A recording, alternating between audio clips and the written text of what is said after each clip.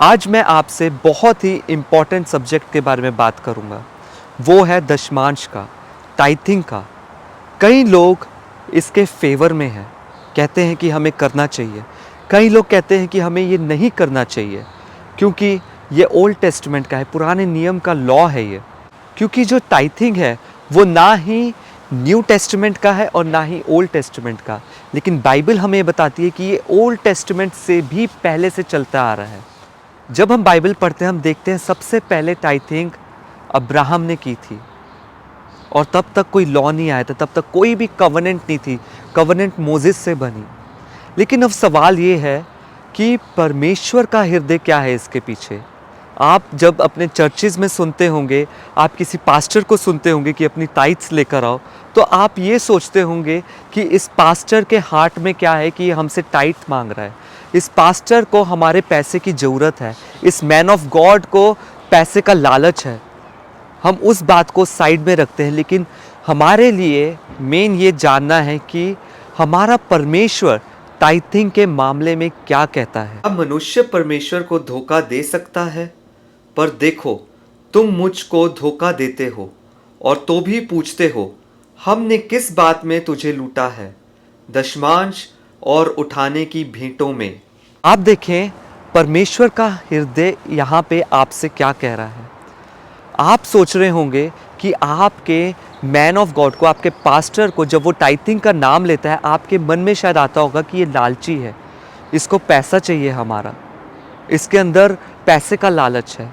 यहाँ पे परमेश्वर अपना हृदय आपके सामने ला रहा है। हमारा परमेश्वर यहोवा वो है जिसको किसी बात की कमी नहीं है।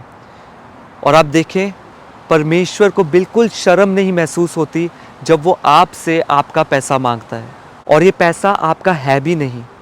वो तो सिर्फ आपसे टाइथ मांग रहा है, लेकिन वो 100 का 100% परमेश्वर का ही है।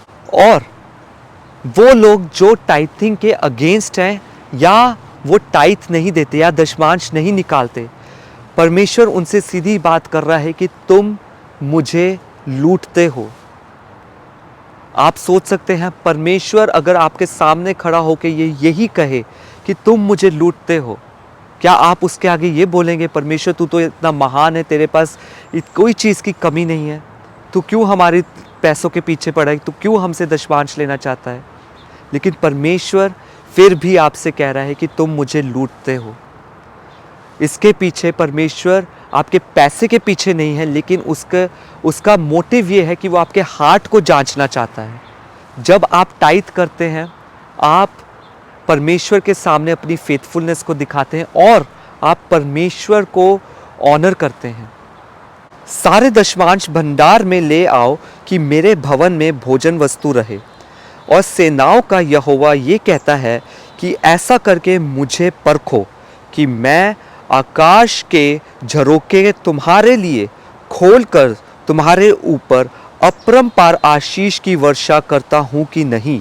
बात टाइथिंग की यहाँ तक ख़त्म नहीं हुई कि परमेश्वर आपसे टाइथ मांग रहा है, लेकिन यहाँ पे एक चैलेंज आ गया है जो परमेश्वर आपके आगे रख रहा है। हम बाइबल में देखते हैं कि बाइबल बताती है कि परमेश्वर को परखना नहीं चाहिए, लेकिन ये एक जगह है जहाँ परमेश्वर आपके आगे खुद चैलेंज कर रहा है कि अपना दशमांश मेरे घर लाओ और मुझे परखो। और इतना ही नहीं, परमेश्वर ये भी कह रहा है जब तुम ऐसा करोगे वो आकाश की खिड़कियाँ आपके लिए खोलेगा। इसलिए आप वाद विवाद में ना पड़ के आप परमेश्वर की ये आज्ञा को माने और आप अपने जीवन में वो ब्रेक थ्रूज को, वो मिरेकल्स, वो फेवर को आता हुआ देखें। शालोम।